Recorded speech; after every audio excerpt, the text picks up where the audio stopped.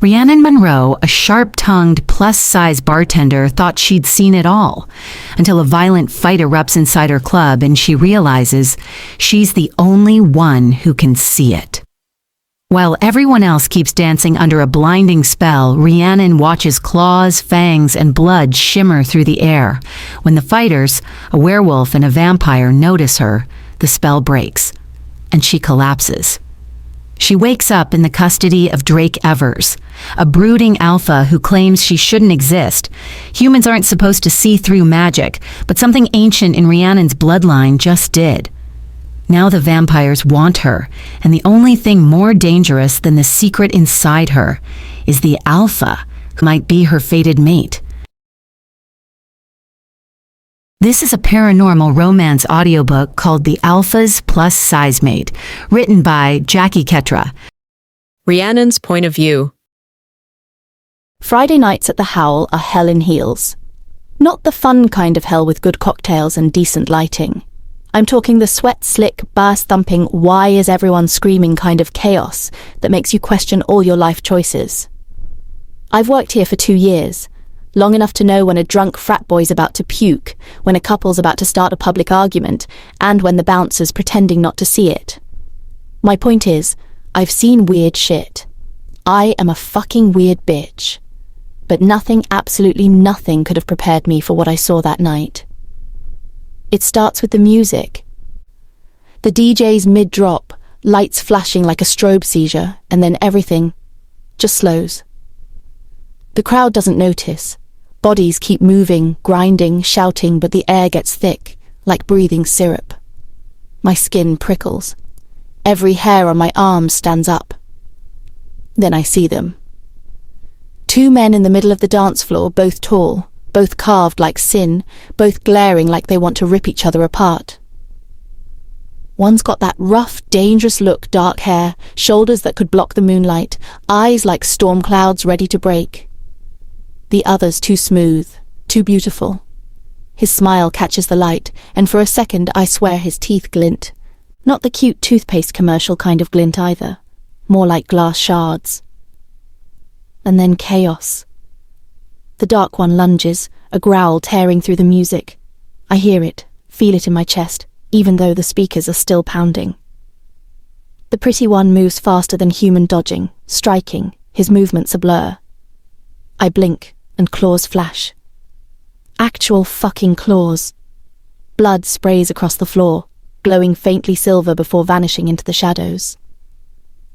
I glance around, desperate to see if anyone else is seeing this, but nope.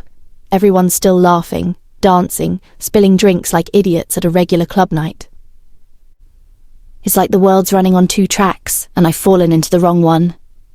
"What the hell?" I whisper, my voice shaking. The dark one, the one with the growl, slams the other into a pillar, eyes blazing gold. Gold. The other hisses, bearing long, glittering fangs. Fangs. My brain refuses to process it. No one else reacts. Just me. They freeze at the same time. Both their heads snap toward me like wolves catching a scent. For one awful electric moment, the golden-eyed man meets my gaze. Something wild passes through the air between us, humming against my ribs. The fanged one smirks, bloody lips curling. "She sees," he says, or maybe I imagine it. The words slide into my skull like knives. Then the world shatters.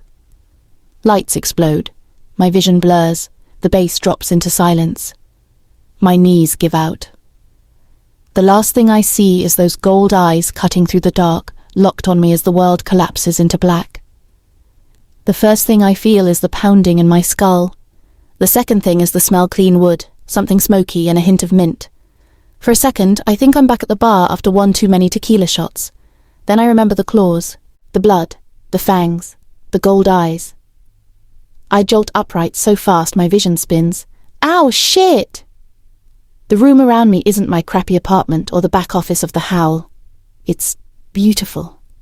Warm amber light spills across polished wood floors and thick rugs. A stone fireplace crackles quietly, and the furniture looks like it belongs in a magazine spread called Brooding Billionaire Wilderness Chic. Big windows, heavy curtains, A fire. Definitely not a dream. I press my hands to my face, half expecting to find blood, but I'm clean. Someone changed my clothes into an oversized grey t-shirt that smells faintly like pine and male. What the actual hell? I whisper. Good. You're awake. The voice is low, deep enough to vibrate in my chest. I freeze. He's standing near the doorway, the man from the club. The one with the storm-coloured eyes. And up close, he's even worse for my nervous system. Broad shoulders, black t-shirt clinging to muscles that look carved out of stone, dark hair falling messily across his forehead. There's a small scar along his jaw, and those eyes, still that unnatural silver grey, locked on me like I'm a puzzle he's trying to solve. I swallow hard. You were in the fight. The one with... I stop myself. Okay, either I'm having a psychotic break, or this is some very specific kidnapping fantasy. His mouth twitches, not quite a smile. You fainted. I collapsed, I correct, after watching a werewolf and a vampire play Mortal Kombat in my club. His eyes narrow slightly, but not in surprise. In confirmation. So I didn't imagine that? I ask, my voice small. He steps closer, and I instinctively scoot back on the couch. You saw what no human should have been able to see, he says quietly. That's why you're here, to make sure whoever, whatever you are, doesn't get you killed. Okay, I say, holding up both hands. Let's rewind. You're admitting there were fangs involved. You dragged me out of my workplace, changed my clothes, and now I'm in... What is this? A mountain mansion? And I'm supposed to just... Thank you? Would you rather I'd left you there for the vampires to finish? That shuts me up. He walks to the fireplace and pokes at the flames with a poker, calm and deliberate. You shouldn't have been able to see them, Rhea. I stiffen.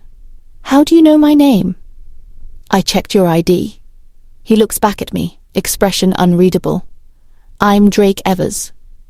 Drake Evers, I repeat. Is that supposed to mean something? He studies me for a long, heavy moment. To my kind, yes. And your kind would be... He meets my gaze without flinching. Werewolf. I blink once, then again. And then I laugh loud, a little hysterical. Of course you are, because that's completely normal. Sure, why not? I'm in some supernatural Twilight reboot, and I'm the chubby extra who wasn't supposed to see the main plot. Drake doesn't react.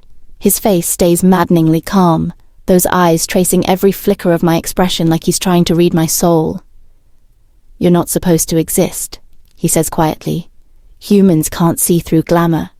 But you did, which means you're something else, and that makes you very valuable. And very hunted. My laughter dies.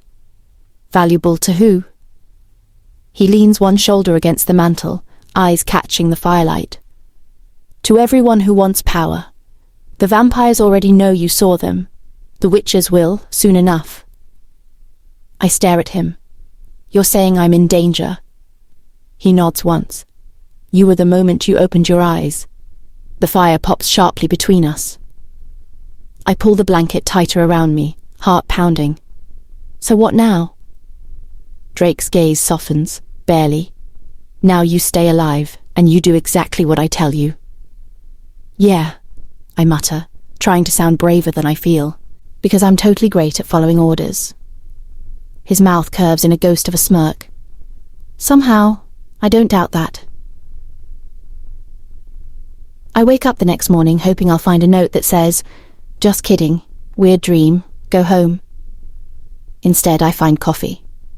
Real, hot coffee, black, strong, and sitting on a tray beside a folded t-shirt that reads, "Property of Blood Moon Pack." I stare at it for a full minute before muttering, "Nope, not drinking the cult coffee." I grab it anyway. The house is quiet, too quiet for something this big.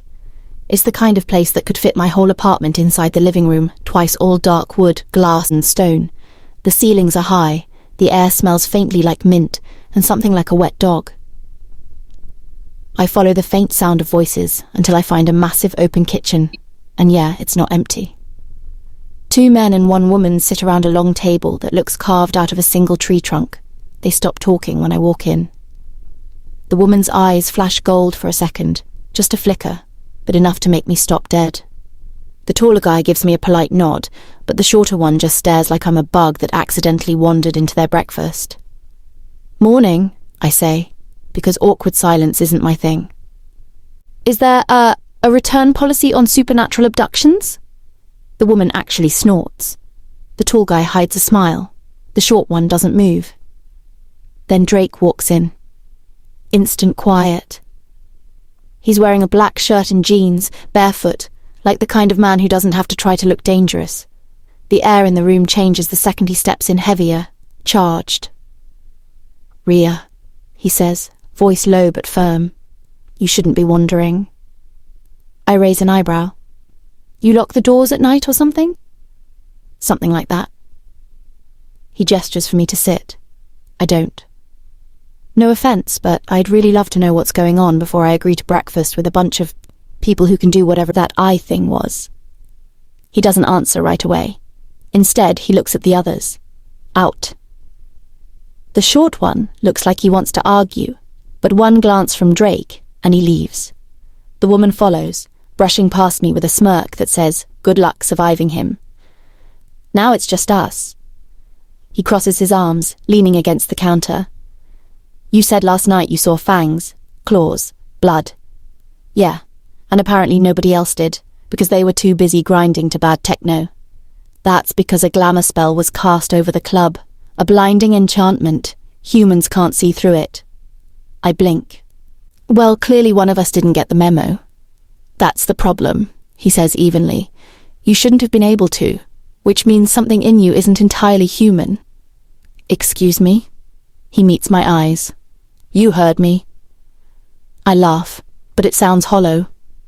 "Okay, you can stop with the cryptic supernatural diagnostics now. I'm a bartender. My most magical talent is making a whiskey sour without measuring." He doesn't smile. "You have traces of old magic in your blood. My healer confirmed it." "Healer?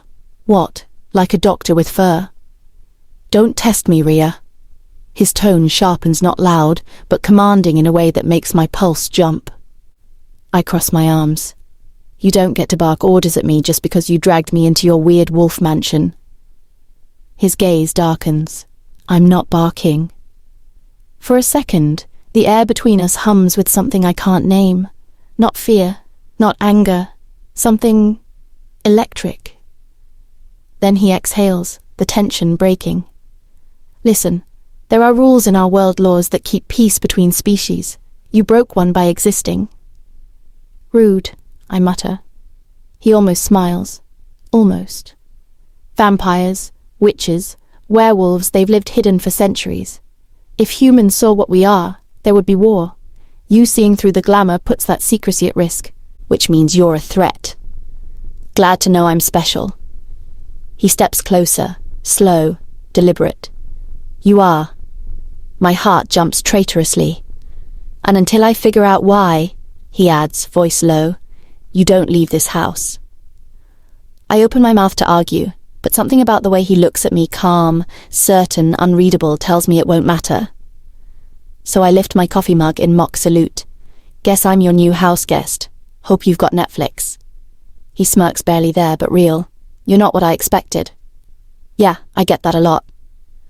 By the time the sun sets, I've realized 3 things. 1, I'm definitely not dreaming.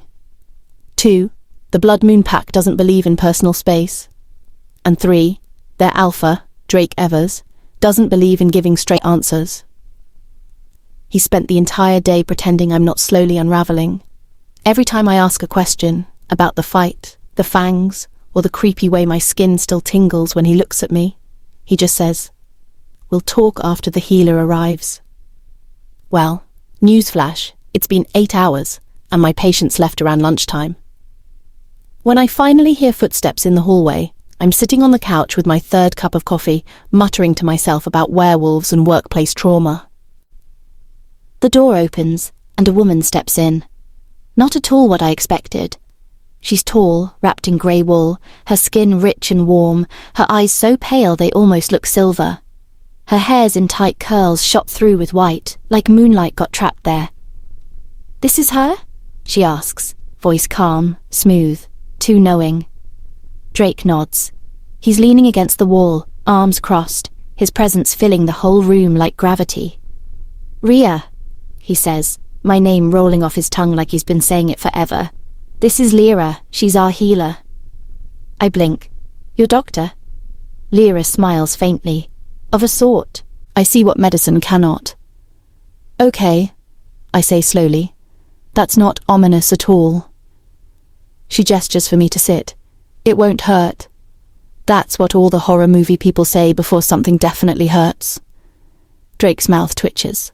"You'll be fine." I sigh, flop onto the chair, and offer my arm. "Fine, let's play doctor." Lyra pricks my finger with a silver-tipped needle. The drop of blood hits a shallow bowl etched with runes.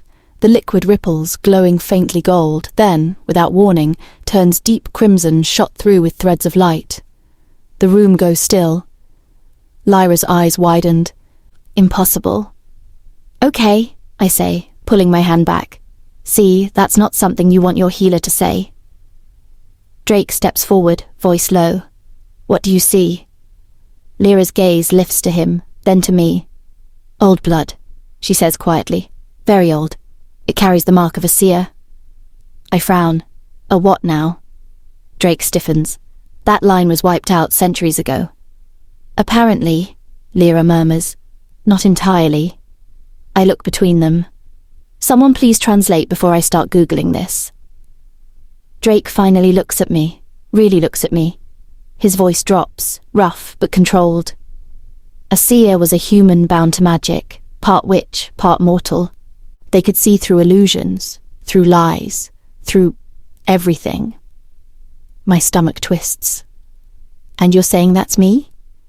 "I'm saying you shouldn't exist," he replies quietly. "Well, lucky you," I snap.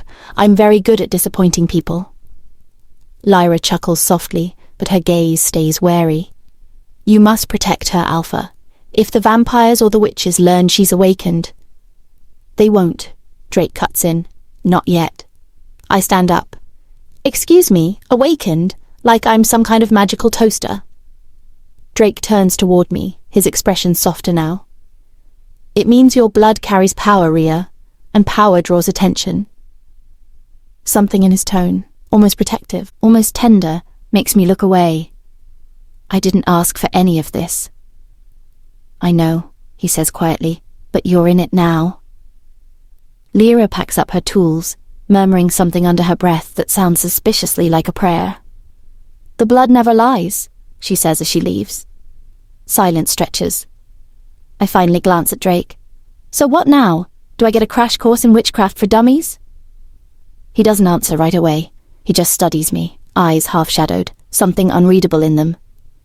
"Now," he says at last, voice low, "you stay close. You don't leave this house without me." I lift my chin. "You're not my babysitter."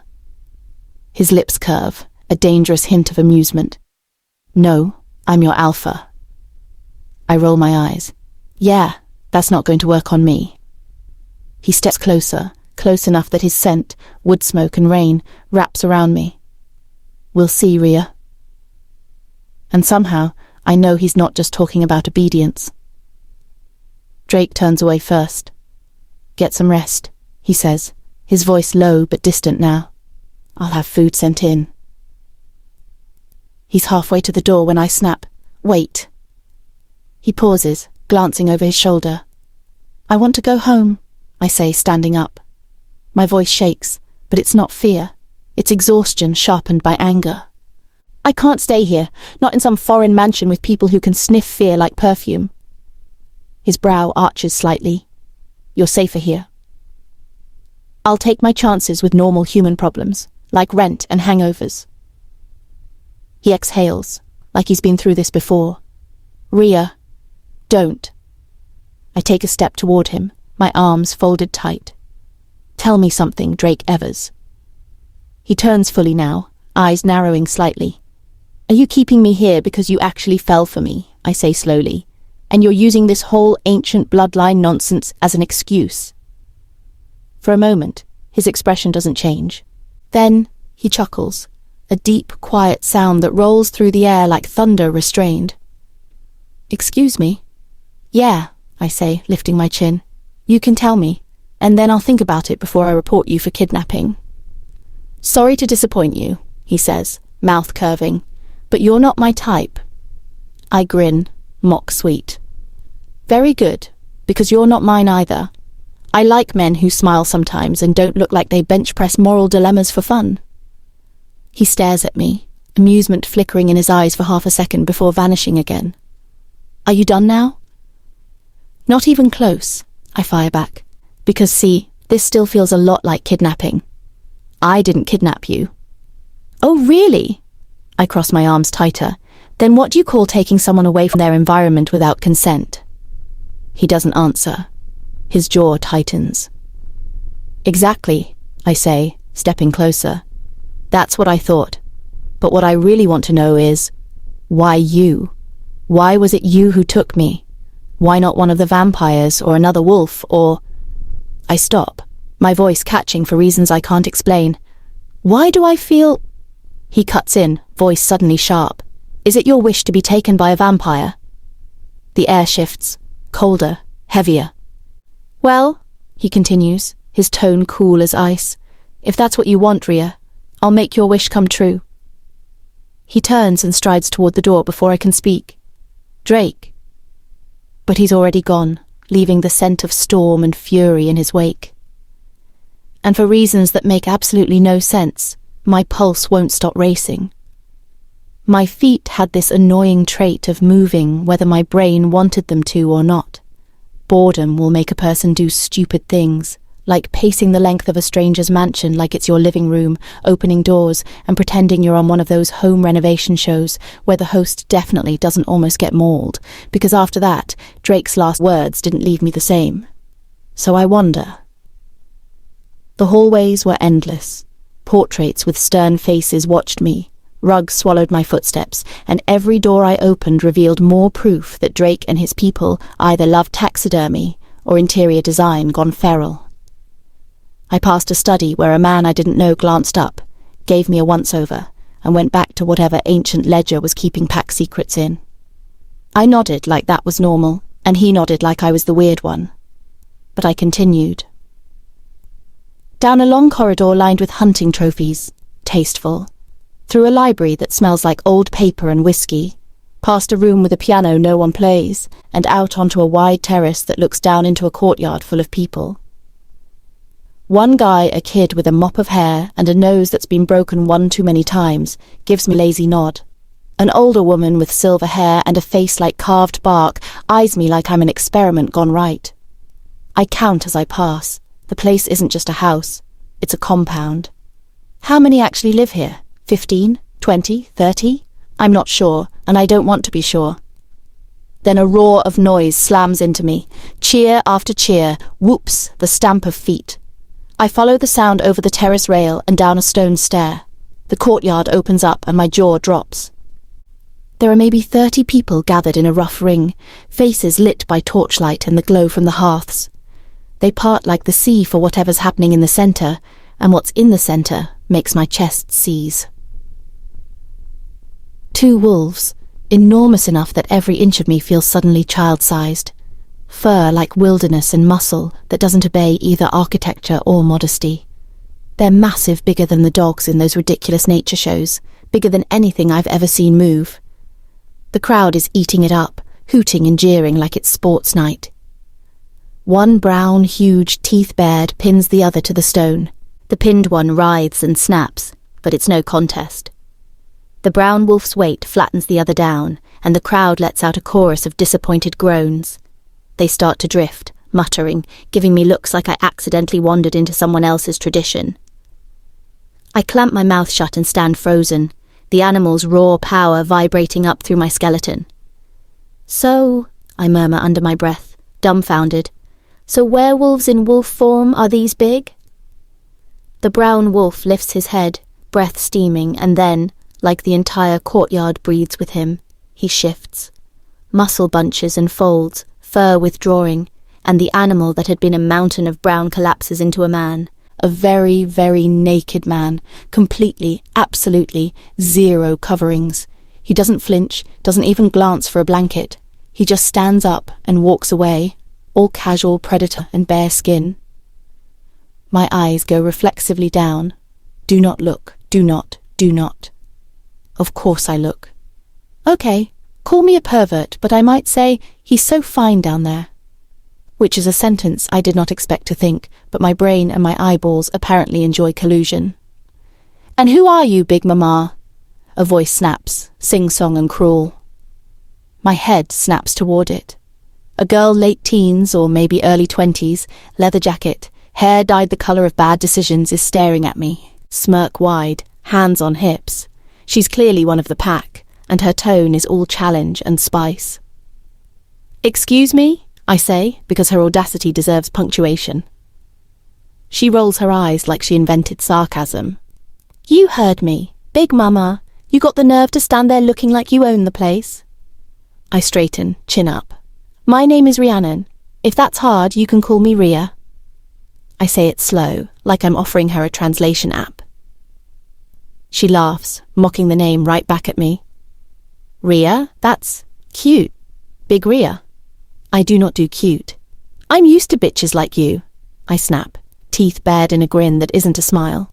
But bitch, if you call me that again, I will beat the shit out of you. Her smirk only widens. She walks toward me like the world belongs to her, and so does the sidewalk beneath my feet. Call me what you want, Big Mama, she purrs. I ain't scared of no bartender. Oh, hell no. I have standards, and a surprisingly accurate left hook.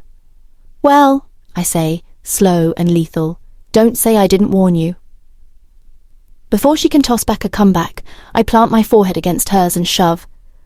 A headbutt is not graceful, it is a remedy. The girl staggers back, a wet, stunned sound bursts out of her, and she clutches at her face. She stumbles, then crumples, hand to nose, it's probably broken. Her eyes go wild with shock and blood, and for a second I almost feel guilty. Almost. She snarls, and air goes metallic with fury. Her jaw snaps like something unreadable has clicked into place. Then flesh tears into a feral line, bones contort. Limbs shift.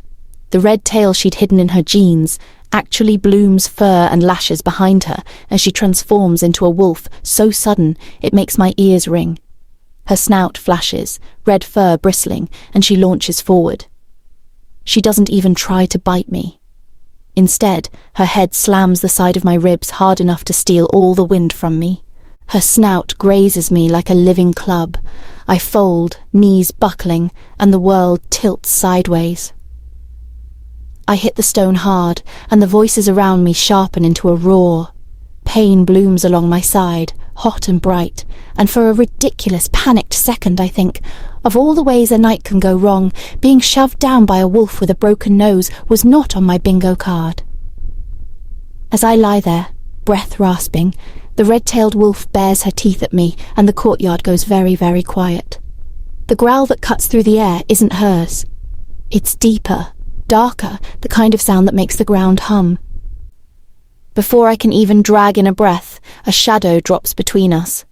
A massive black wolf, bigger than the brown one from before, bigger than anything that should exist outside nightmares, hits the courtyard like thunder made flesh. His snarl is low, but final. The red-tailed wolf skids to a halt mid-charge, ears flat, body trembling. Around us, 30 wolves bow their heads, the weight of silence pressing down hard. Even I can feel it, that shift in the air that says the alpha is here. The black wolf's eyes, cold and burning gold, lock on the red one. She whines, shrinking down, tail tucked. And then, bones crack, limbs twist, the shadow becomes a man. Drake. Completely bare, wild, unbothered and furious. I scramble up from the ground, clutching my side and trying so hard not to look anywhere below his collarbone. Spoiler, I fail. He doesn't even glance at me. His gaze stays fixed on the red-haired girl, voice like ice when he speaks. You shifted against a guest. The girl, now human again and very naked herself, bows her head. She attacked me first, I warned you, Drake says, calm, too calm. Your pride doesn't excuse disobedience. He steps closer, and the crowd parts, silent as stone. Alpha, she starts, but that one word dies when his eyes flash bright gold. She flinches, baring her throat, trembling all over. For a moment I swear the air itself bends toward him. Drake finally exhales, long and slow, forcing whatever beast wants out back into its cage. You'll clean the blood off these stones, he says quietly, and you'll apologize to her. Her head jerks up. To her? He doesn't repeat himself. After a tense beat, she stumbles toward me, blood still on her face, humiliation written in every step. I'm sorry, she mutters through gritted teeth. I blink. Yeah, sure, accepted. Drake nods once. The pack disperses instantly, murmuring under their breath as if someone lifted a spell. Only then does he look at me. You shouldn't have been out here. You shouldn't let people with anger issues roam free. I shoot back. My side throbs. Also clothes. Ever heard of them? A corner of his mouth twitches. You hit her first. She called me Big Mama. That's not a death sentence. It is where I'm from. His chuckle is dark, low, reluctant. It makes something stupid flutter in my stomach. Come on, he says finally, stepping closer and shrugging off a long black coat. He drapes it over my shoulders. It smells like cedar, rain, and trouble. You need the healer again. I hesitate, pulling it tighter. I don't need a healer. I need to go home. He studies me for a long moment. You still don't understand what you are. And you still haven't explained what I am, I fire back. Drake's jaw flexes. You're the reason this pack is now a target. My throat goes dry. Excuse me. Word spreads fast. The vampires have scouts in the city, the witches are stirring again, and you... His voice dips low, almost like he hates saying it. You're the spark in all of it. I stare at him. So what? I'm some kind of cosmic oopsie? His gaze softens barely. You're something no one thought could exist anymore. He turns then, walking away toward the mansion, back straight, shoulders rigid. I follow, limping slightly. And what exactly am I supposed to do with that information? He stops at the steps, half turning, the moonlight carving his profile into something both dangerous and heartbreakingly beautiful. Stay alive, he says simply. Then he disappears inside, leaving me standing barefoot in his coat, the night pressing close, and a whole new kind of fear curling under my ribs, one that has his name written all over it. After Drake stalks off, the courtyard drains of noise and people until it's just me, the echo of my heartbeat and the dull ache where the red-tailed psycho used my ribs as target practice. I drag myself back inside, following the hallways until I find the room that had been called mine. Someone has left a folded stack of clothes on the bed, soft leggings, an oversized shirt that looks new, and, thank every pantheon, underwear that actually fits. There's a note on top in neat handwriting. For you, dinner in an hour. I strip and step into the shower. The water is hot enough to sting, then soothe. The steam turns the tiled room into fog. I stay under it until my skin prunes, letting the warmth wash away the blood and dirt and the fact that I'm in a mansion full of shapeshifters who could crush me for fun. When I finally step out, I feel human again. Barely. The borrowed clothes hug my curves without judging me for existing, which earns them bonus points. I towel my braids and follow the smell of roasted meat down the corridor until I reach a dining hall that looks like it belongs in some medieval castle. A long table, a dozen candles, and at least 20 people already seated. Every conversation stops the moment I walk in. Drake is at the head of the table, freshly dressed, looking like sin wrapped in authority. He doesn't even blink as I sit down in the only open chair, halfway down the line, directly across from a few women who are staring at me like I'm a virus. Forks scrape. Someone clears their throat. I pick up my glass, pretending I don't feel the glares stabbing at me from all angles. Then I notice her, The red-tailed wolf girl, nose still slightly swollen, sitting 2 seats away. Her gaze could slice steel. When Drake speaks to someone on his left, she leans forward, teeth gritted. "I swear to the heavens," she hisses, voice low enough that only I can hear, "you will not live here alive." I smile sweetly, lean just enough for her to hear my whisper, "and I promise to suffocate you with my weight before you get the chance." Somewhere down the table, a younger girl chokes out a surprised laugh, sharp and bright. It dies instantly when the red tail whips her head around and glares, the poor thing shrinking back into her seat. The silence afterward tastes like challenge. I cut a piece of bread, chew, and look straight ahead. Inside, I'm still shaking from everything. The fight, the humiliation, the strange, stupid heat that burns whenever Drake's voice cuts across the room. But if these wolves think they can stare me into submission, they've picked the wrong bartender. Because if I'm going to survive in this house of monsters, I'll do it the only way I know how, with my head high, my humour loaded, and my mouth way too smart for its own good. Dinner at the Blood Moon Mansion feels less like a meal, and more like sitting in a lion enclosure with a fork. Nobody talks to me, but everybody watches. Every scrape of my knife on the plate sounds like a gunshot. Drake keeps his focus on the pack, updates about patrol routes, border scent marks, something about vampire scouts in the North Woods. But I can feel his attention flick toward me now and then, quiet and assessing. The food is good. Way too good. Roasted meat, spiced potatoes, something green that might actually be salad. But I can't taste any of it because every bite is swallowed under the weight of 100 unspoken rules I don't know. Finally, someone dares to speak directly to me. A guy near the end of the table clears his throat. "So, you're the human?" I glance up. "Last time I checked." A few smirks appear. A few more vanish when Drake's gaze sweeps the table. Silence again. When the plates are cleared, Drake rises. "Training grounds at dawn. We double perimeter shifts tonight. Dismissed." Chairs scrape back. People file out. I stay seated, pretending to fix my napkin so I can breathe without being trampled. The red-tailed menace brushes past me on her way out and mutters, "Enjoy the guest suite while you can." "Enjoy your ice pack," I whisper back. Her snarl is almost musical. When the room empties, it's just me and Drake. He's stacking papers at the head of the table, posture controlled, eyes unreadable. I clear my throat. "Do you ever eat like normal people?" He doesn't look up. "What would that look like?" "Talking, laughing, less staring contests." "I lead a pack, Rhea, not a dinner club." I fold my arms.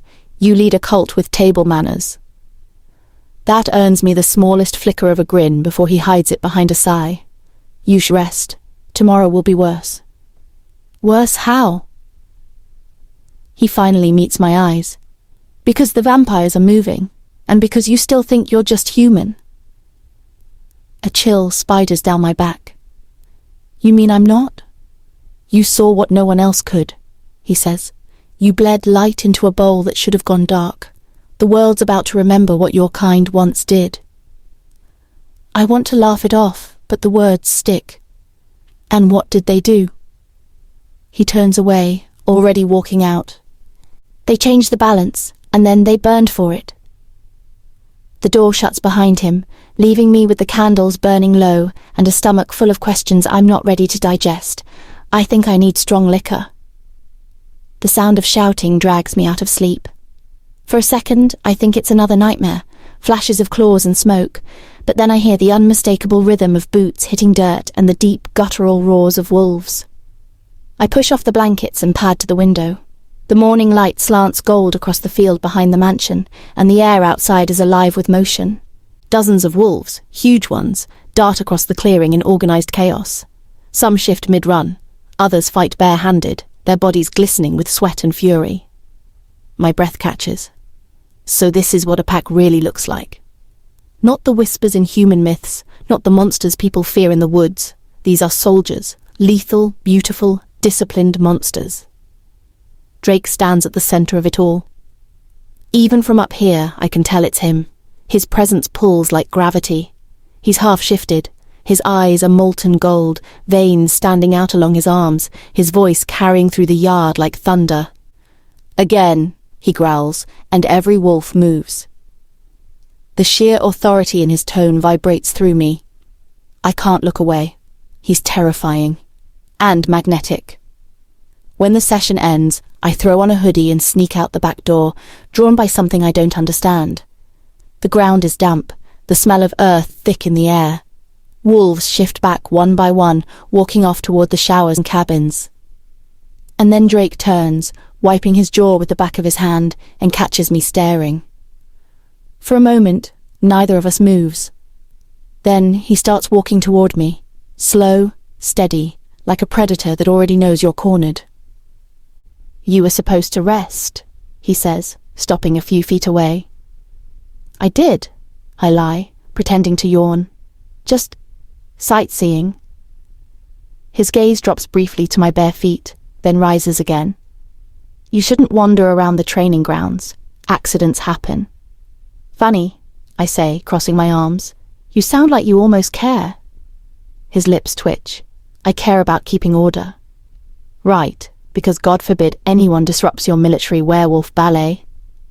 That earns me a full grin this time, sharp and quick. "You've got the nerve, Rhea." "Thanks. It's called surviving." He takes one step closer, the air between us tightening. "Keep doing that. You'll need it." Before I can ask what he means, a young wolf runs up, breathless. "Alpha, there's movement at the southern border. 2 scouts didn't return." Drake's face hardens instantly. He nods once and looks back at me. "Stay inside the house, no matter what you hear." And then, right before my eyes, he shifts. Bones cracking, skin tearing into fur, and the black wolf that I saw in the club the night everything changed bursts through the trees. Gone again, leaving nothing but the echo of power and the wind stirring around me. I try to do what he said. Really, I do. But the longer I sit in that ridiculously fancy living room, the kind with velvet couches no one ever actually sits on, the louder the silence gets. The walls creak, the clock ticks. Somewhere outside, the wolves howl. And then something else joins the sound. A low, almost human scream. I'm on my feet before my brain can tell me it's a bad idea. My pulse drums in my throat as I move to the window, peering into the trees. The forest looks terribly wrong. The air shimmers faintly, like heat over asphalt, and shadows twist where they shouldn't. Screw this. I grab Drake's oversized jacket from the back of a chair.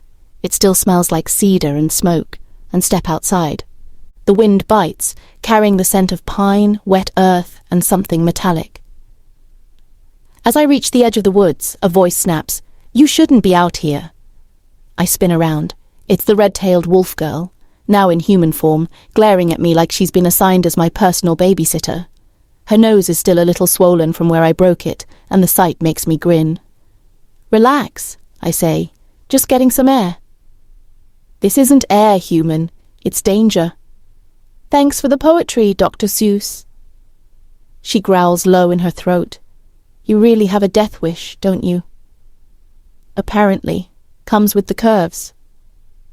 Before she can reply, a distant crash ripples through the trees, followed by the kind of growl that doesn't sound like any wolf I've heard before. The red-tail's expression shifts from anger to fear. "What was that?" I whisper.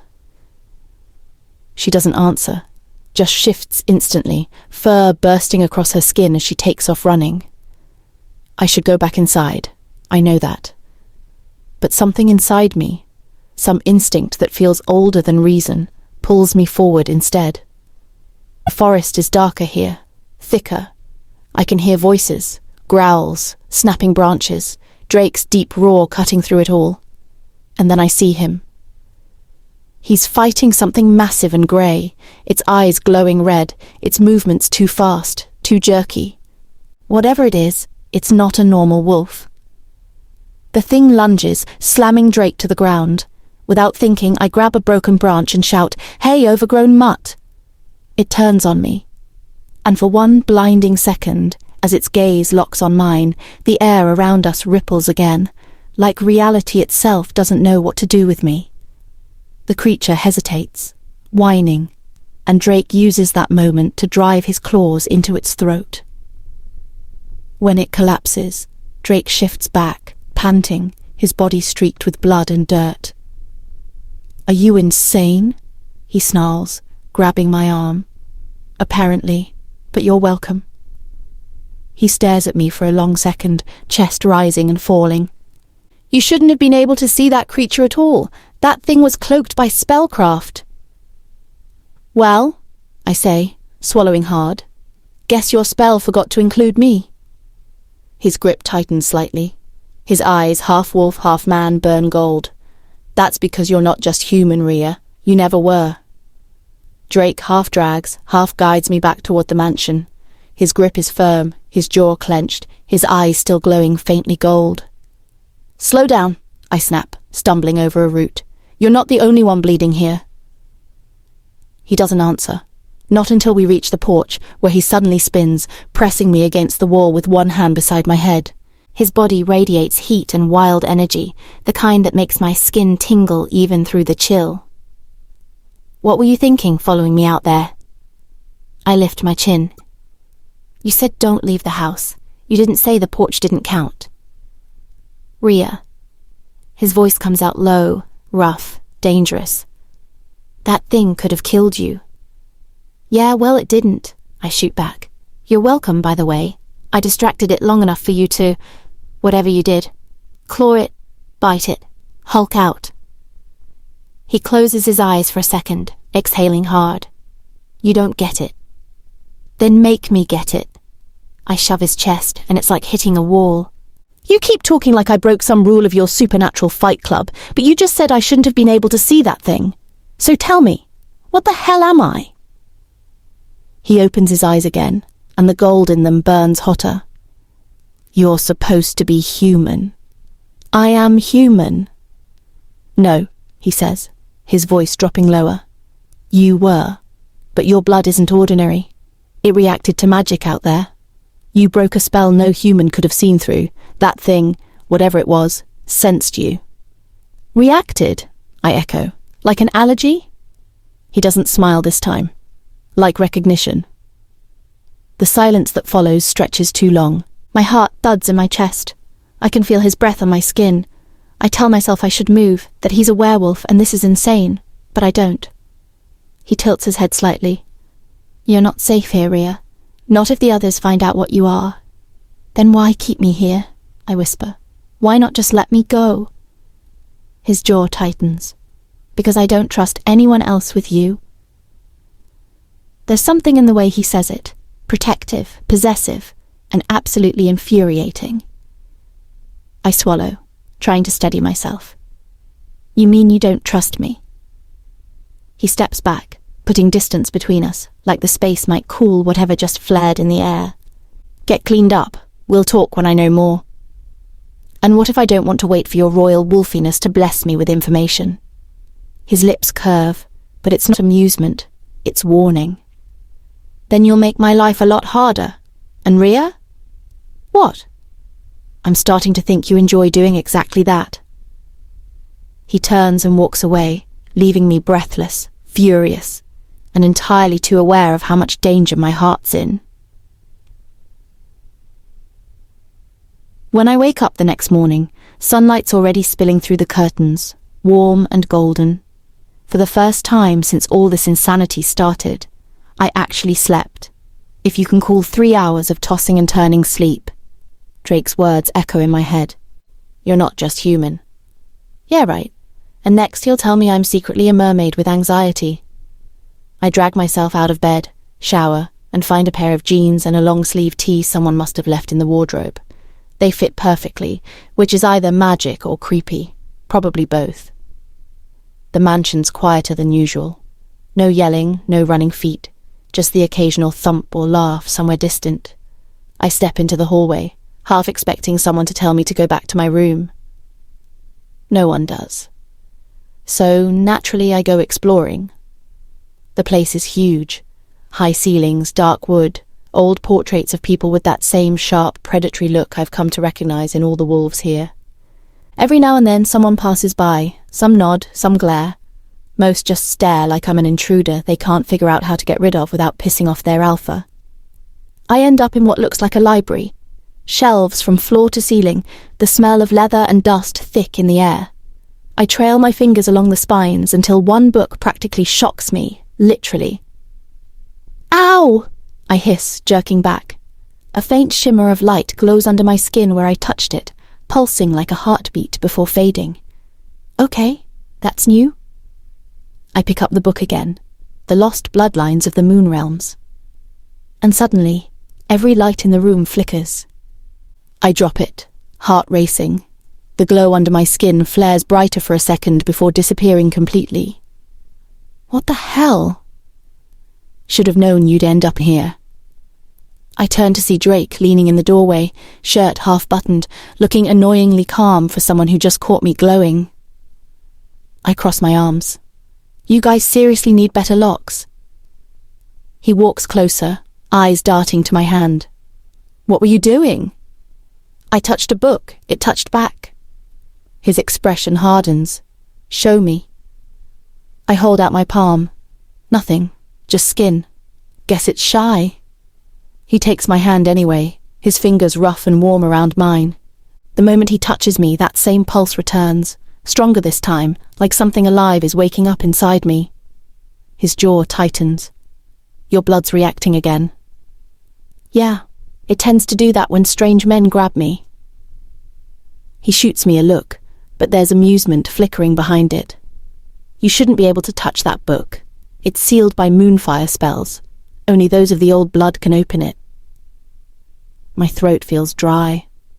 So I'm officially a walking mystery box. Fantastic. He doesn't smile this time. Rhea, if this is what I think it is, you're more than a mystery. You're a target. That cold, heavy dread settles in my chest again. Target by who? He releases my hand slowly.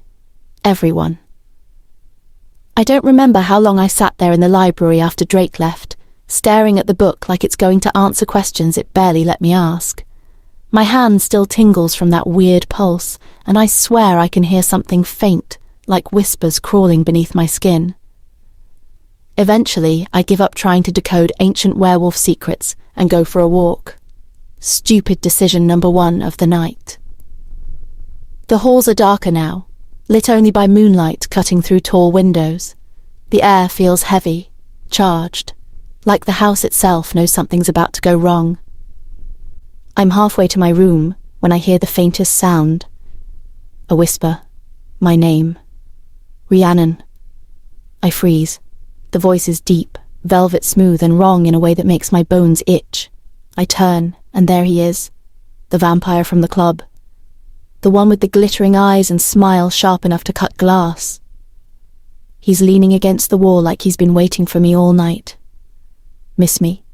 He asks softly. My pulse jumps. You're supposed to be dead. He chuckles, low and musical. Ah, humans and their optimism. I take a step back, heart hammering. Drake! I shout.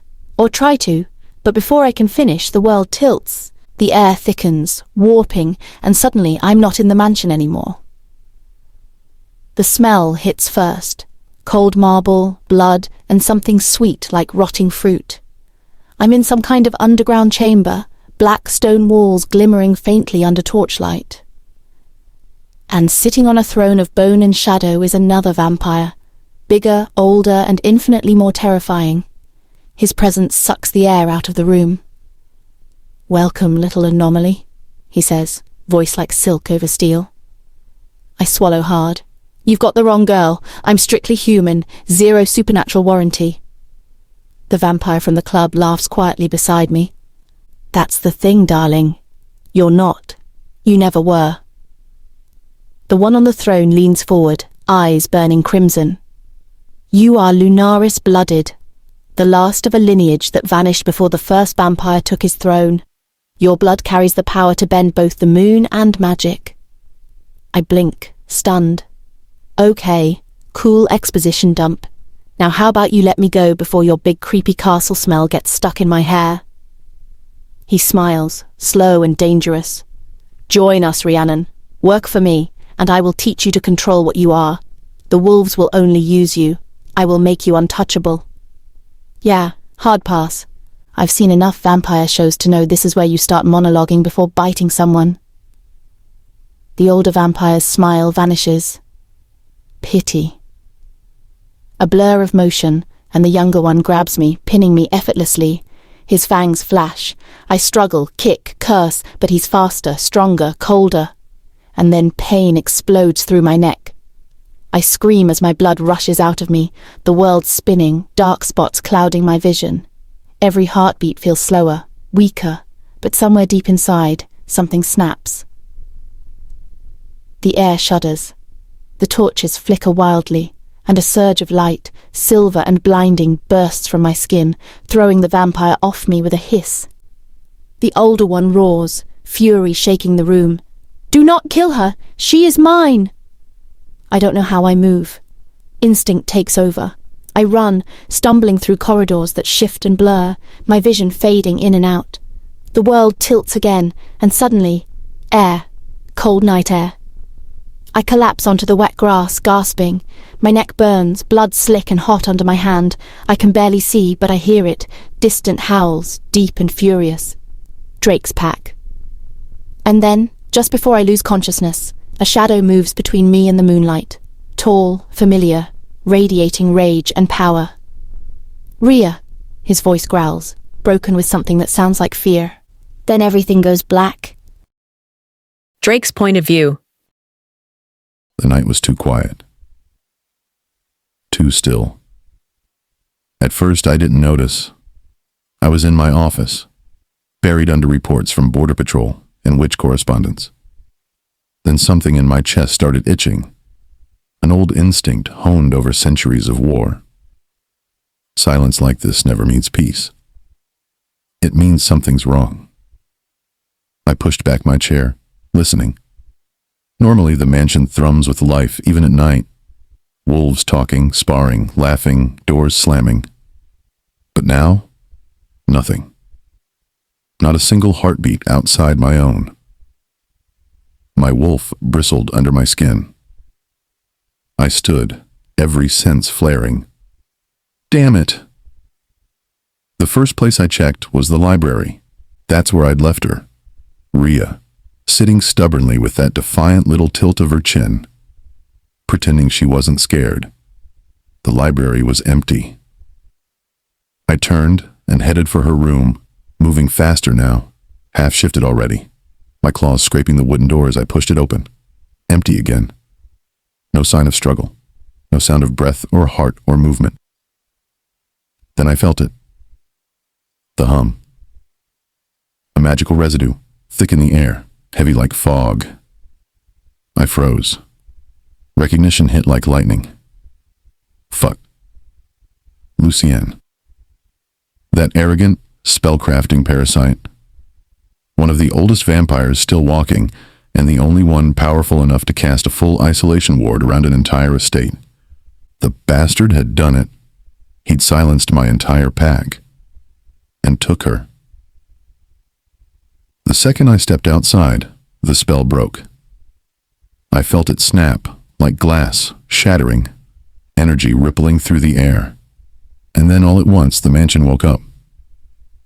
Voices, growls, confusion. Wolves stumbled out of rooms, eyes wide, scenting danger.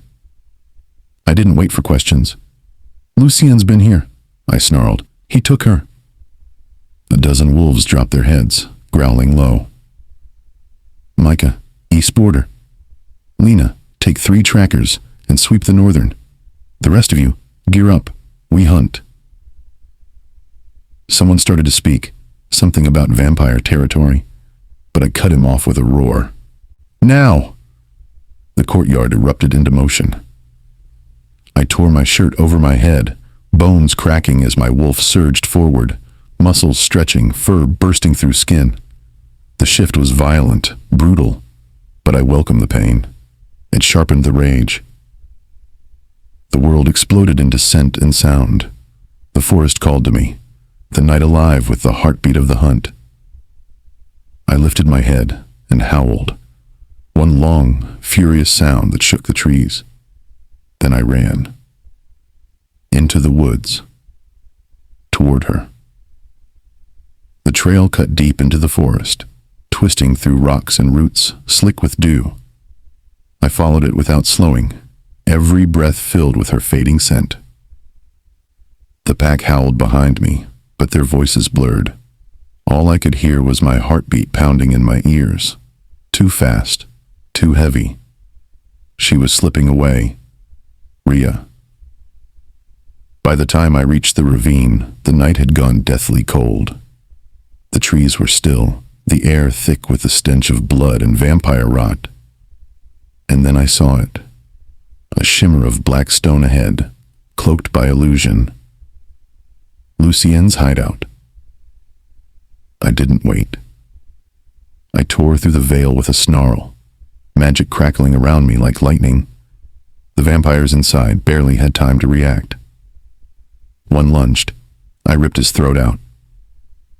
Another drew a silver blade. I shattered his ribs before he could swing. And then, at the far end of the hall, I saw her.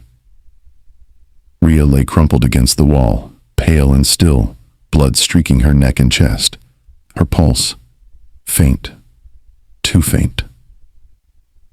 Lucien stood over her, smirking like a cat with a broken toy. "She burns beautifully, doesn't she?" he murmured. "Do you even know what she is, Alpha? That blood of hers could end every pack in your world. It was meant for us." I didn't let him finish. I hit him so hard the stone cracked.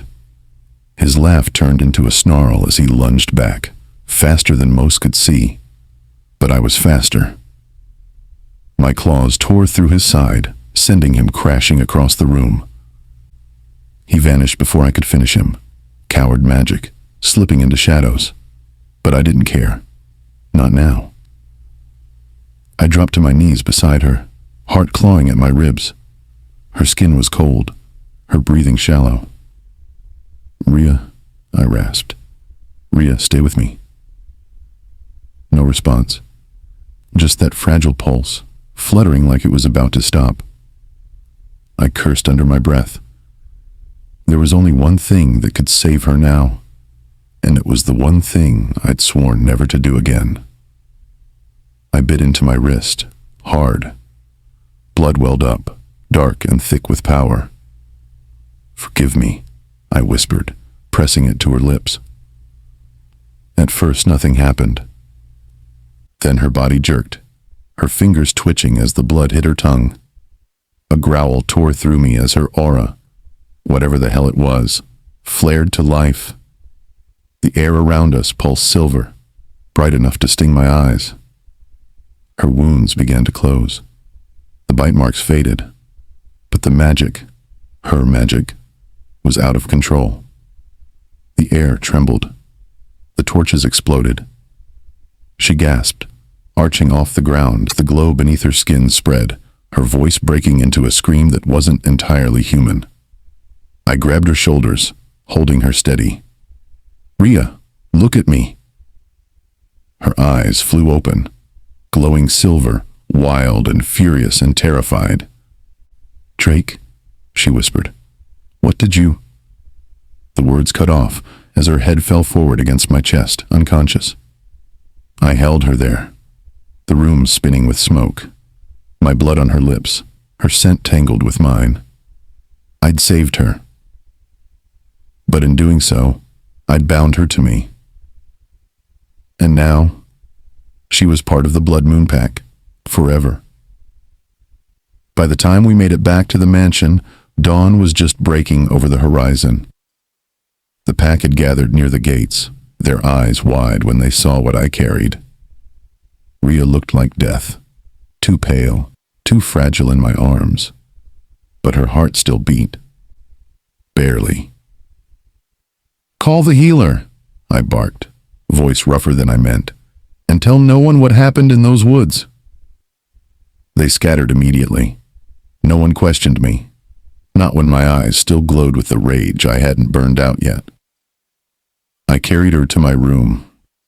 The only place in this damned house I trusted. And laid her on my bed.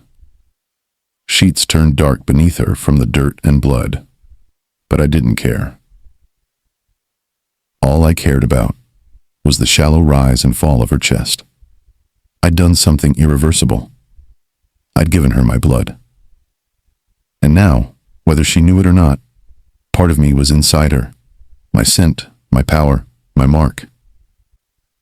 The bond was there, faint but real, pulling at me like a thread through my chest. She was mine now, in a way no human was ever meant to be.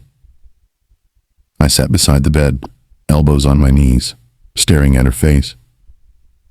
Even pale and bruised, she looked peaceful. Her dark lashes against her skin, her lips parted just slightly. And for the first time, in a fucking long time, fear settled heavy in my gut. Because if she didn't wake up, if she didn't survive this, I wouldn't forgive myself. I must have dozed off at some point, because the next thing I felt was movement. A soft groan. I blinked awake just in time to see her hand twitch and her head turn on the pillow. Rhea? My voice came out low, rough.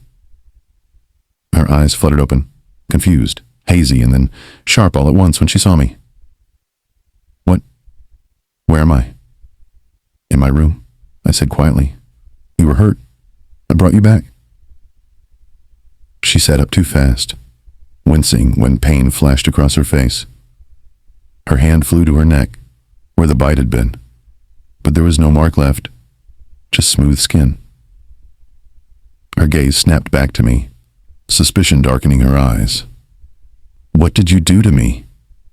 I didn't answer right away. I couldn't. The truth wasn't something I wanted to say out loud. When I finally spoke, my voice was quiet, almost raw.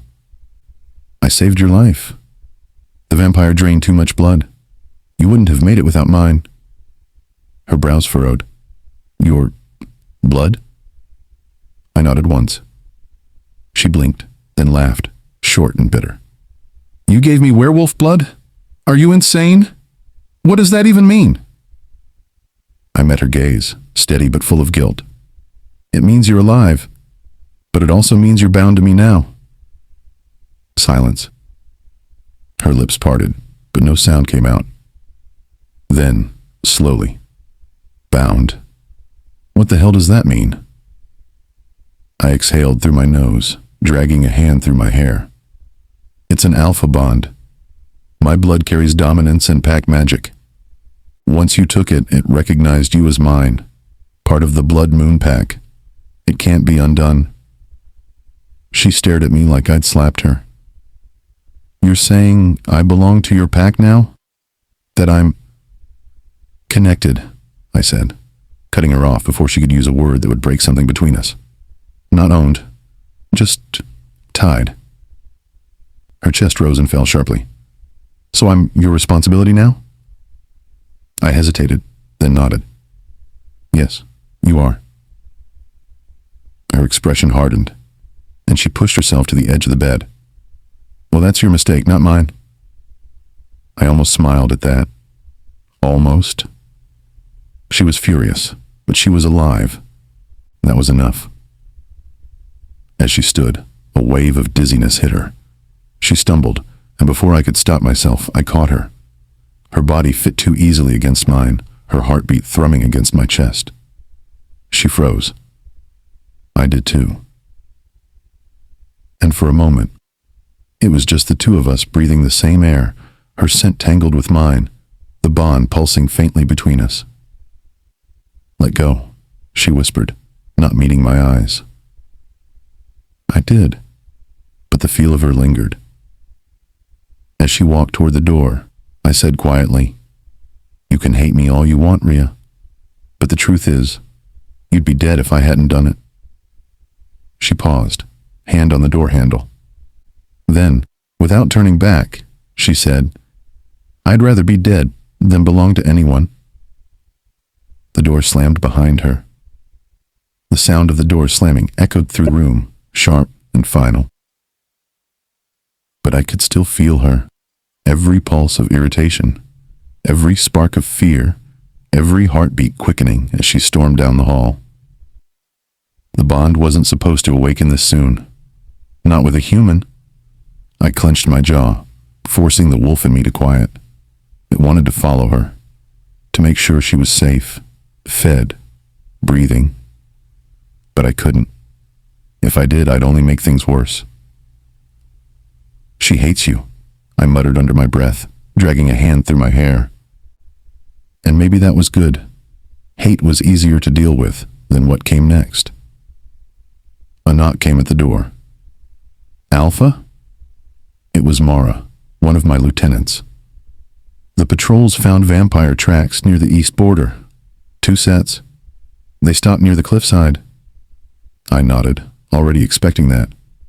"They won't come back. Not yet." She hesitated. "And Rhea?" My eyes flicked to the door she'd slammed. "She's alive. That's all that matters." Mara bowed slightly and left, her scent fading down the hall.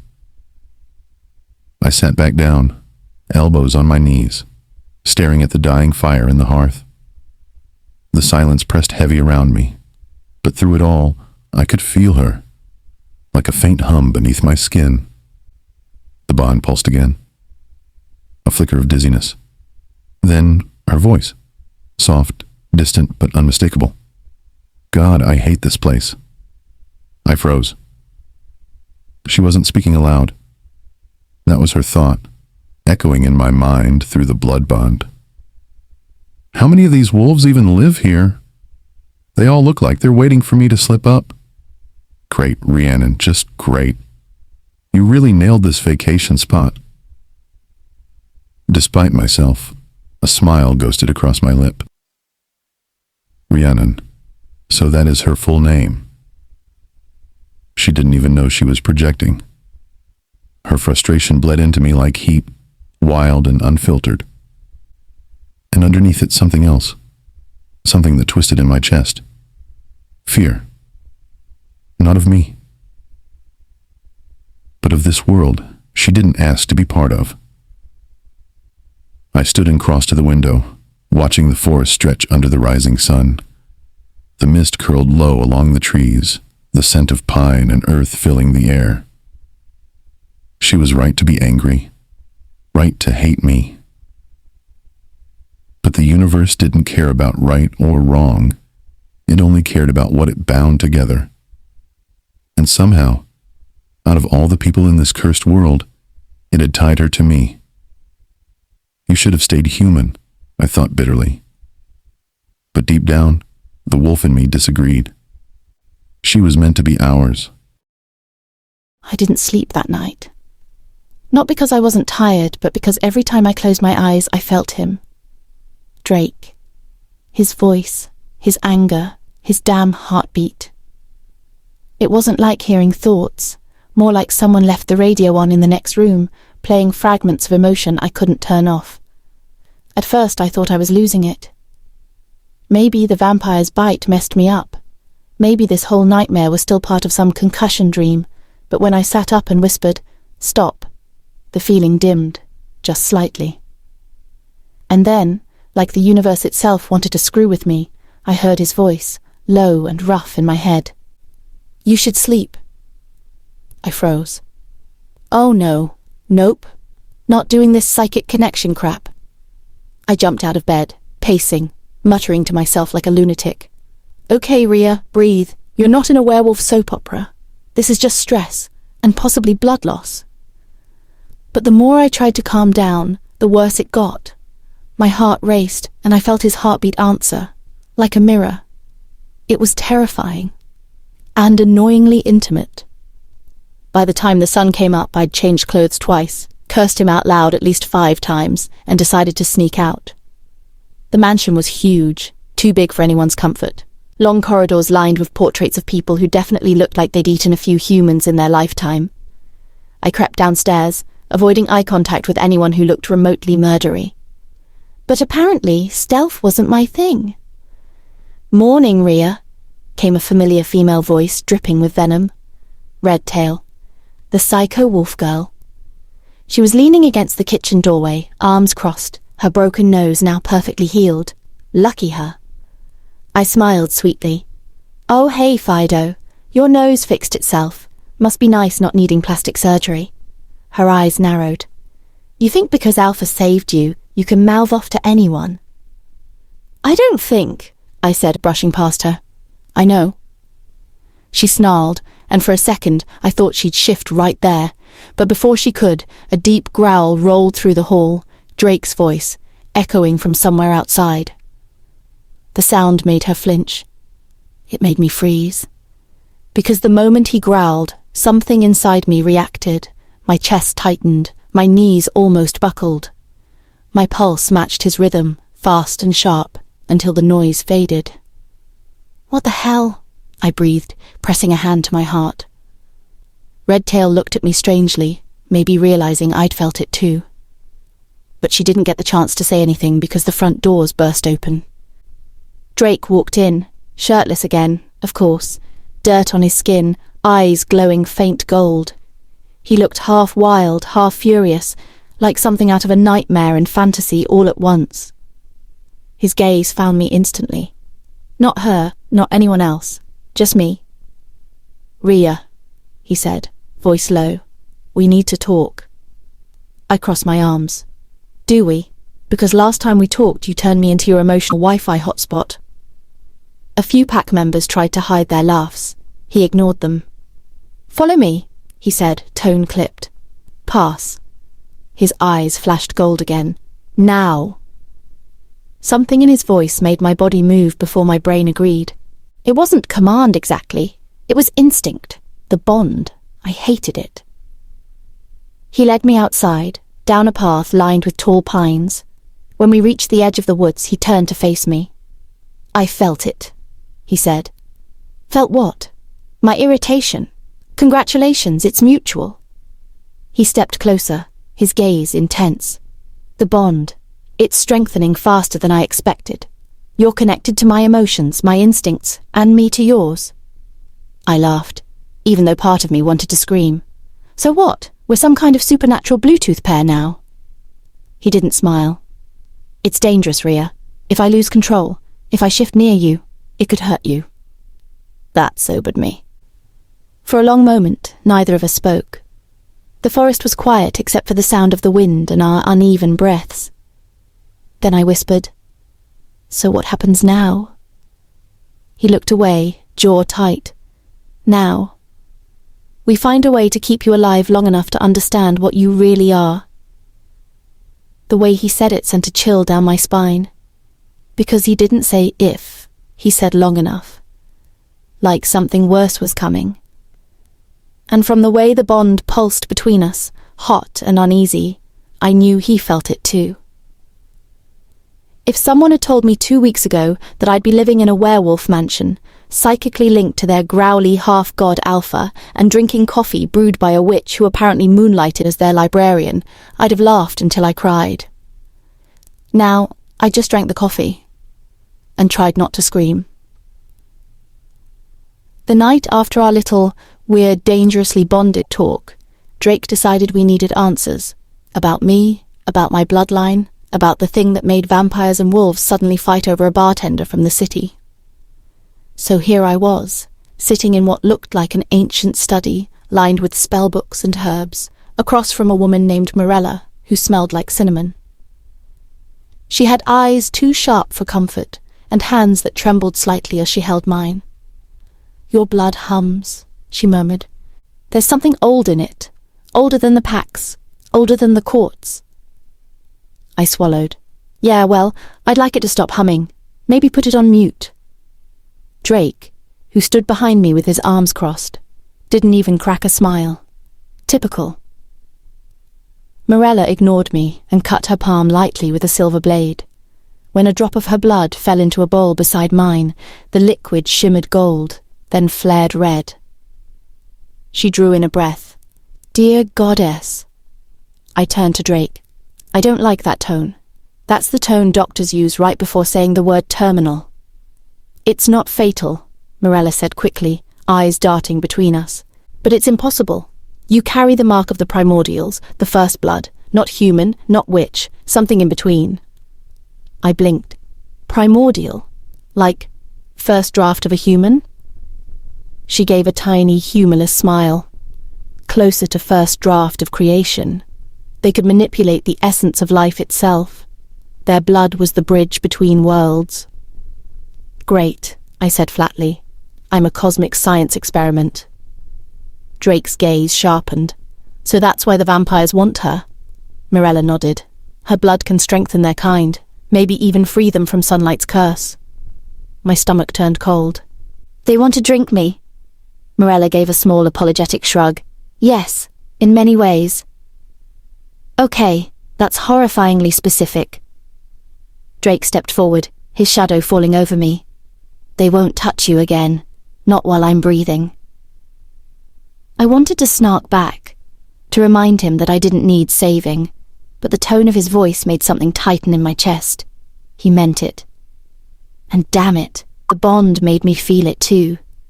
His protectiveness burned through me like a second heartbeat. I tore my hands free from Mirella's and stood. So what now? I join your pack officially? Get a bite mark and a loyalty card? Drake didn't answer. Instead, his head snapped toward the window, nostrils flaring. The air shifted, tense, electric. What is it? I whispered. He didn't turn. Vampires. Mirella froze.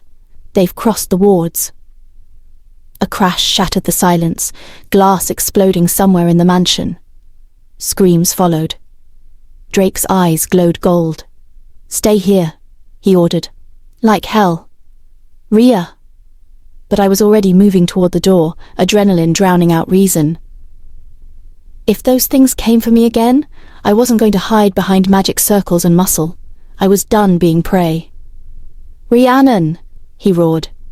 Oh hell, he said my full name. But too late. I was already out in the hall, where chaos reigned. Wolves half-shifted, vampires darting through shadows like smoke. The air reeked of blood.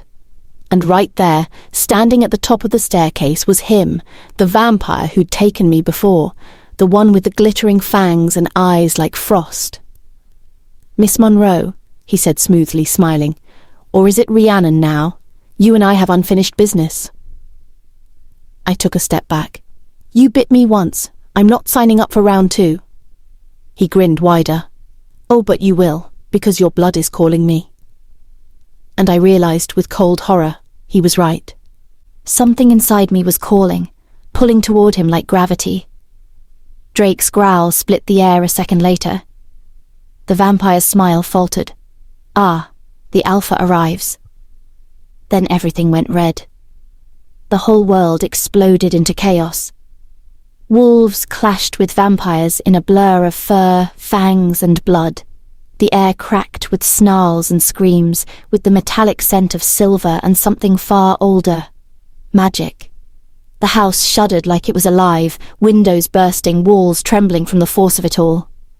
I ducked as a vampire flew past me, slammed into a marble pillar, and dissolved into smoke. Another lunged my way, and before I could even scream, a massive black wolf intercepted. Drake.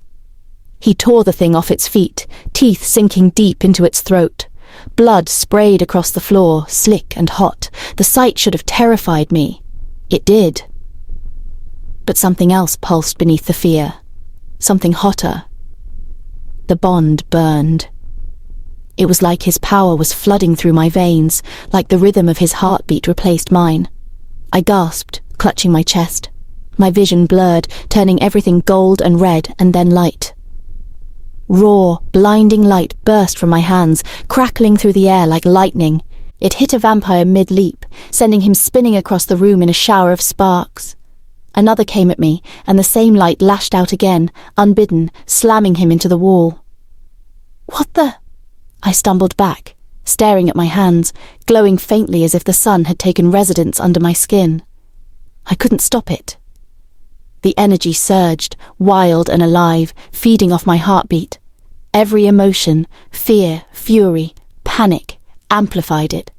I tried to push it down, to shut it off, but the harder I fought, the more it demanded release. Another vampire lunged. I flung my arms up on instinct, and a burst of golden fire erupted, vaporizing him mid-air. Everyone froze for half a second, even the wolves, even Drake. And then the battle surged again, fiercer.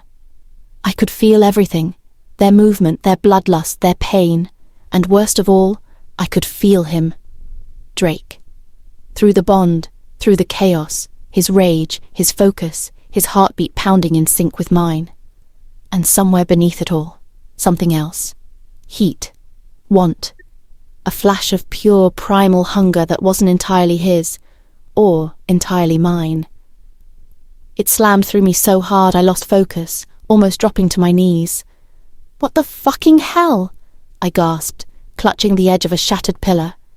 The glow flickered. "Not now, not while everyone's fighting for their lives." My voice got lost in the noise, in the clash of monsters and the burn of magic ripping from my hands. The vampire with the silver eyes, the one who'd taken me before, smiled through the chaos. "Ah, you're awakening," he hissed. "The blood remembers." I didn't even think. The next blast that shot out of me wasn't controlled. It was fury, instinct, and a little bit of pure humiliation at the ridiculous timing of whatever the hell was happening in my body. The golden surge hit him full on, throwing him through the window. Glass exploded outward. The night swallowed him. And then, silence. I stood there, chest heaving, surrounded by ruin and firelight. Wolves shifted back into human form, some bleeding, some panting. The floor smoked. Drake, human again, covered in blood and dirt, stared at me like I'd just rewritten the laws of his world. "What did you do?" he asked, voice hoarse. I stared at my hands, still faintly glowing, my skin buzzing like static. "I don't know," I whispered, but whatever it was, it didn't come with an off switch. The battle was over, but my body didn't know it. Every nerve still buzzed like a live wire. My hands trembled, light still flickering faintly beneath my skin. The wolves were moving through the wreckage, dragging out broken furniture, patching up the wounded, but I couldn't focus on any of it. Because I could feel him. Drake. Even across the ruined hall, his presence burned through the noise. Every time he moved, something in me reacted. My pulse jumped, my breath caught, heat coiling low in my chest until I wanted to claw at my own skin, just to make it stop. He glanced my way once, eyes sharp, and the pull intensified. The air between us thickened, heavy enough that I could barely breathe. I stumbled backward until my shoulder hit a wall. "No, no, no, not this, not again." My voice came out hoarse. My body didn't listen. The bond pulsed under my ribs, matching his heartbeat. It wasn't romantic. It wasn't gentle. It was raw and electric and terrifying. A hand touched my shoulder, one of the pack women, Morella maybe, but the moment she did, a jolt went through me so strong that she hissed and pulled away. "Your aura is burning," she whispered. "The Alpha's energy is fusing with yours. You need distance." I laughed, short and breathless. Great. So now I'm a walking Wi-Fi hotspot that overheats near its router? Her eyes were serious. "If you don't learn to control it, you'll both burn." Drake appeared at the edge of the hall then, blood still streaked across his jaw. "Rhea!" That voice, it hit me like a physical touch. Every part of me went still, waiting. "I'm fine," I said too quickly. "Totally fine. Just a minor meltdown. You know, glowing hands, spontaneous pyrotechnics, no big deal." His expression didn't change, but his eyes darkened. "You're not fine." He started toward me, slow and careful, like approaching something that might explode, which, fair enough, that was exactly how I felt. "Don't," I said, backing up. "Whatever this is, the bond, the power surge, the heat thing, it gets worse when you're near." He stopped, but his jaw tightened. "I can't leave you like this. Try me." For a moment, we just stared at each other across the wreckage, neither of us moving. The bond throbbed in the silence, a rhythm under my skin that wasn't mine. Finally, I pushed past him, needing space, air, anything. The night outside was cold, the ground wet with rain, but it didn't help. The heat stayed. It wasn't attraction, not really. It was the bond, alive and hungry, rewriting my body from the inside out. I wrapped my arms around myself, whispering to the dark, "Whatever you are, get out of me."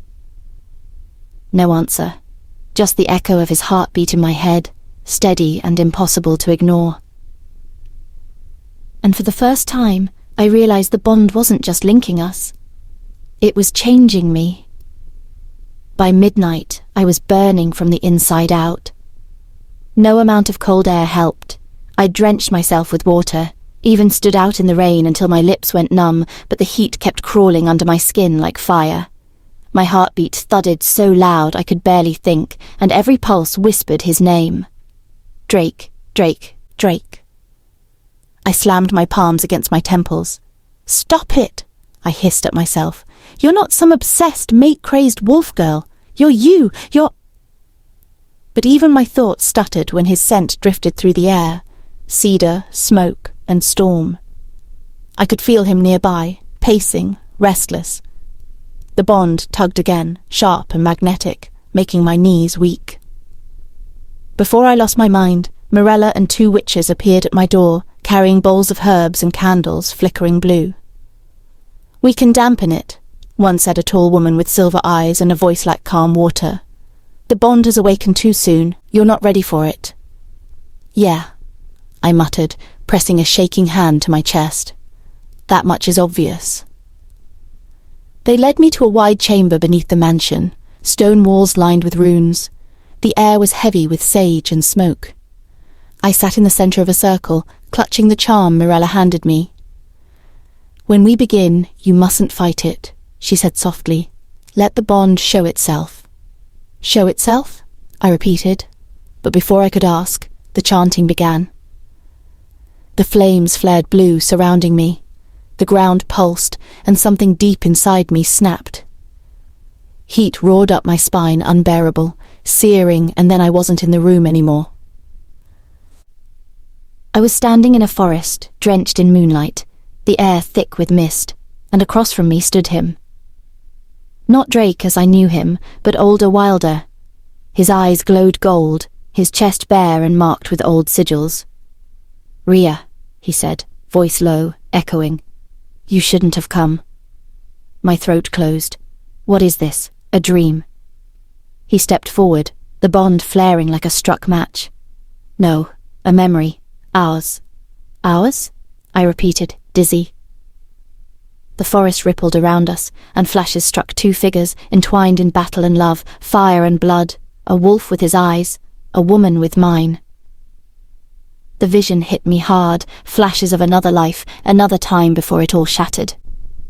I gasped awake, the witches shouting, the circle's runes cracking with light. The floor split, power exploding outward like a wave. Morella grabbed me, shouting over the roar, "You weren't supposed to see that. The bonds from before, from another life." Before I could answer, Drake burst through the door, eyes wild. His power clashed with mine, the air snapping with sparks. Our gazes locked, and the fire inside me recognized him completely. Not just my alpha. Not just my mate. My past. And that truth hit harder than any power I'd ever felt. Drake reached for my hand, his skin burning against my palm, and led me through the halls of the house and into his room without saying a word. The heat that had been smouldering inside me roared to life, crawling up my arm and flooding my chest until I could hardly breathe. Before I could speak, the world bent, air, light, and gravity twisting, and we were no longer in the ritual chamber. I stumbled back into the soft glow of his room, breathless, the air heavy with rain and cedar and something dangerously intimate. "Drake, what is—" He didn't let me finish. His mouth was on mine, hot and desperate, the kind of kiss that stole every word I'd ever known. My knees went weak, my thoughts scattered. Every nerve sang with that impossible heat. I tore away just enough to whisper, "You feel it too, don't you?" His eyes were gold fire. Every second. For a heartbeat, the world held still, just the storm outside and the ragged rhythm of our breathing. Then I muttered, "Fuck this." and pulled him back to me. His hand caught my waist before I could pull away again, the heat of his touch shooting straight through me. My breath hitched, and for a moment I forgot how to stand still. His forehead pressed against mine, his breathing rough, mine uneven, like we were both trying to stay grounded in a world that had tilted. "You have no idea what you're doing to me," he murmured, voice low and wrecked. A shaky laugh slipped past my lips. "Maybe I do." His eyes darkened at that. He looked at me like he was trying to memorize every inch of my face, every breath, every tremor beneath my skin. When his thumb brushed along my jaw, slow and deliberate, the touch felt like both a warning and a confession. "You shouldn't have said that," he said, almost like it hurt to speak. "Why not?" "Because I might stop holding back." Thunder rolled outside, a growl from the heavens that felt too close to what was brewing between us. The stormlight caught in his eyes, gold and dangerous, and I knew I was standing in the middle of something that would ruin me if I let it, and still, I didn't move. "Then don't," I whispered. He exhaled sharply, like I'd just snapped whatever fragile restraint he had left. The next second, my back met the wall, not hard, but enough to make my pulse trip over itself. He didn't press into me. He hovered just close enough that the air between us vibrated with everything we weren't saying. I could feel his warmth, his strength, his control unraveling by inches. And still, I didn't look away. "You're not afraid?" he asked, voice rough and quiet. "I'm not fragile," I told him, even though my voice came out softer than I wanted. That earned me a smile, dark, slow, full of promise. The kind of smile that said he'd heard every word I wasn't brave enough to say aloud. He lifted me before I even realized he meant to. My gasp tangled with his breath, the kiss never breaking. For a heartbeat I thought he'd strain under me, but he didn't. His arms were steady, sure, as if I weighed nothing at all. The shock of it hit deeper than I expected, the kind of surprise that steals every defense you've built around your heart. His steps were slow, unhurried, a promise in motion. The world shrank to the sound of rain on glass and the thud of my pulse in my ears. When he lowered me onto the bed, the mattress sighed beneath us. He hovered on top of me, and before I knew it, his mouth was everywhere on my skin. He brought his hand over my neck, down my breasts, and all the way down into my clothes. I gasped when his hand brushed between my legs, and before I knew it, they were inside me, making me arch my head back. When he withdrew them, I was soaking wet. He brought his fingers, slim and slick with my juices, and licked them dry, his eyes glued on me. Then he leaned down, brought his lips to mine, and told me to taste how amazing I was. Before I knew it, our clothes were off, and the moment he entered me, it felt like I was above the clouds, experiencing both pain and pleasure. He growled my name against my neck, sending hot breath across my skin. "Fuck, Rhea, you feel so fucking amazing, you're so fucking tight." The only thing I could feel was how big he was, stretching me, amazingly yet painfully wide, while I moaned his name. His pace quickened, and the air around us seemed to hum. I could hear the storm outside pounding against the windows, matching the wild rhythm of my heartbeat.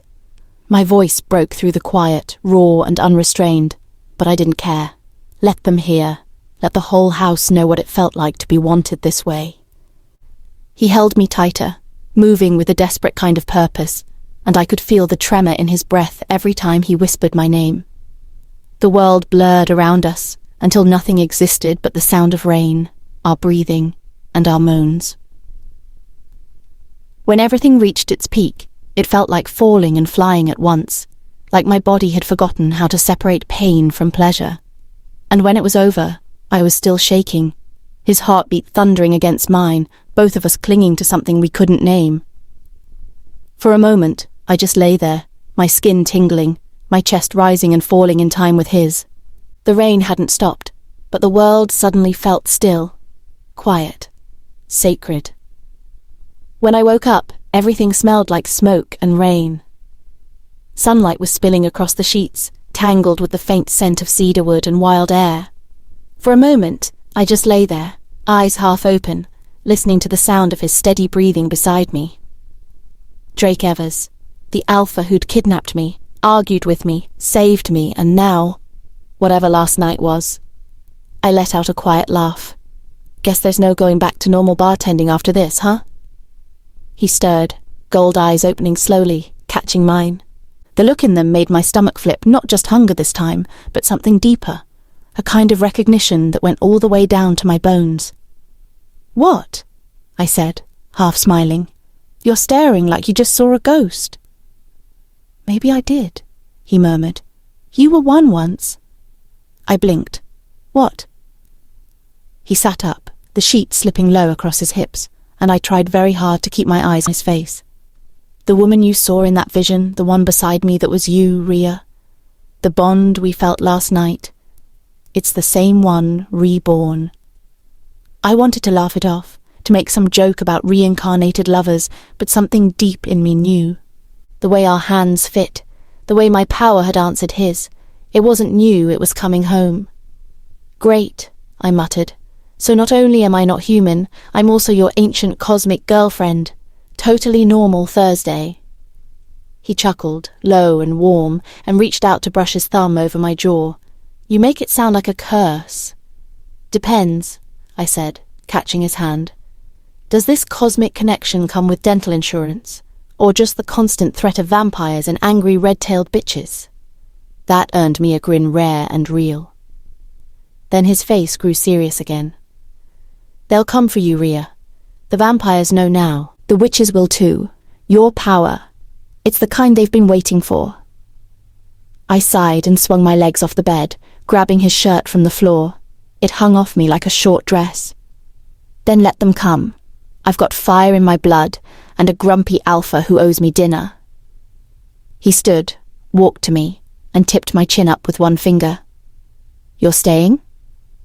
I met his gaze, all heat, storms, and something dangerously close to tenderness. "You think you can get rid of me that easily?" His mouth curved. I was hoping not. I smiled back, small but sure. "Then I guess it's settled. I'm Rhiannon Monroe, half something, full trouble, and apparently your biggest headache from now on." Drake's laughter rumbled low as he pulled me close, his forehead resting against mine. Outside, the storm clouds were breaking, sunlight cutting through like a promise. For the first time since that night behind the bar, I wasn't afraid of what came next. Because whatever I was, witch, wolf, human, or something in between, I didn't care. Never had. What mattered was this. I wasn't alone anymore. Yeah, I had enemies under this roof, starting with that red-tailed she-devil. But I also had the hottest man alive, the kind who could burn the world and still make me laugh in the ashes. And somehow, I knew, he was going to make me the happiest damn woman alive.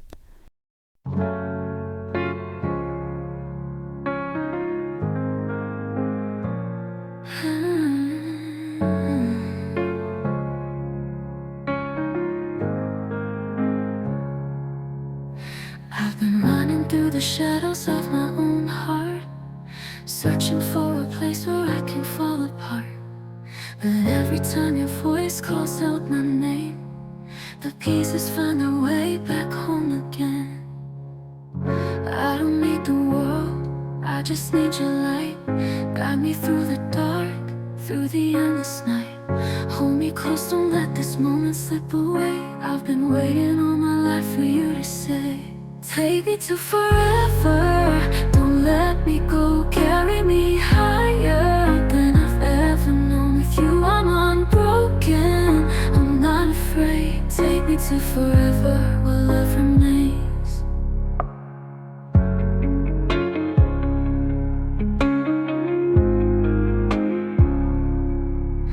I've been running through the shadows of my own heart, searching for a place where I can fall apart. But every time your voice calls out my name,